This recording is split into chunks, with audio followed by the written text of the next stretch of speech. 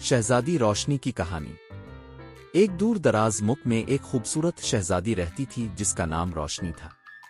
وہ نہ صرف خوبصورت تھی بلکہ بہت ذہین اور دلیر بھی تھی۔ روشنی کے والد بادشاہ راجندر ایک عادل اور رحمدل حکمران تھے اور ان کی والدہ ملکہ مہرین ایک نرم دل اور دانشور خاتون تھیں۔ شہزادی روشنی کو اپنے والدین سے بہت پیار تھا اور وہ ہمیشہ ان کی طرح عوام کی خدمت کرنا چاہتی تھی۔ شہزادی روشنی کو کتابیں پڑھنے، موسیقی سننے اور فطرت کے قریب رہنے کا شوق تھا۔ وہ اکثر محل کے باغوں میں گھومتی اور درختوں، پھولوں اور پرندوں سے باتیں کرتی۔ اسے اپنے لوگوں سے بہت پیار تھا اور وہ چاہتی تھی کہ وہ ان کی زندگیوں کو بہتر بنانے کے لیے کچھ کرے۔ ایک دن شہزادی روشنی نے سنا کہ ملک کے ایک دور دراز علاقے میں ایک خوفناک عفریت رہتا ہے جو لوگوں کو پریشان کر رہا ہے۔ عفریت نے اس علاقے کے لوگوں کو ڈرا رکھا تھا اور وہ اپنے گھروں سے باہر نہیں نکلتے تھے۔ شہزادی روشنی نے فیصلہ کیا کہ وہ اس عفریت کا مقابلہ کرے گی اور لوگوں کو اس کے خوف سے آزاد کرائے گی۔ شہزادی روشنی نے اپنے والدین کو اپنے ارادے کے بارے میں بتایا۔ بادشاہ اور ملکہ پہلے تو بہت پریشان ہوئے، لیکن جب انہوں نے دیکھا کہ ان کی بیٹی کا ارادہ پکا ہے تو انہوں نے اسے اپنی اجازت دے دی۔ شہزادی روشنی نے اپنے وفادار گھوڑے پر سوار ہو کر اس دور دراز علاقے کی طرف سفر شروع کیا۔ شہزادی روشنی کا سفر بہت مشکل تھا۔ اسے گہرے جنگلوں، بلند پہاڑوں اور خطرناک دریاؤں کو پار کرنا پڑا۔ راستے میں اسے کئی چیلنجز کا سامنا کرنا پڑا، لیکن وہ ہمت نہیں ہاری۔ اسے ایک دانا پرندے، ایک وفادار کتے اور ایک چالاک لومڑی کی مدد بھی ملی جو اس کے ساتھ ہو لیے۔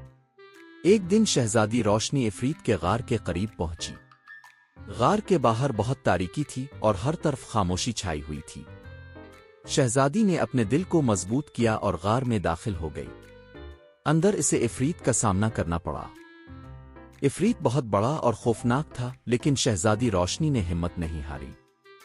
شہزادی نے عفریت سے کہا، تم کیوں لوگوں کو پریشان کر رہے ہو؟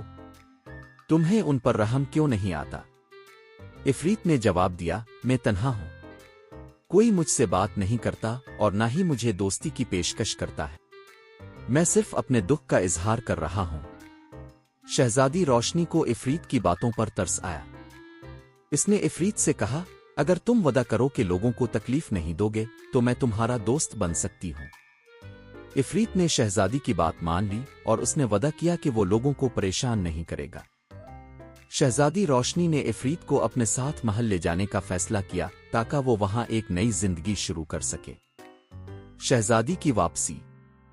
جب شہزادی روشنی عفریت کے ساتھ محل واپس آئی تو لوگوں نے پہلے تو ڈر محسوس کیا، لیکن جب انہوں نے دیکھا کہ عفریت اب خاموش اور دوستانہ ہے تو انہوں نے اسے قبول کر لیا۔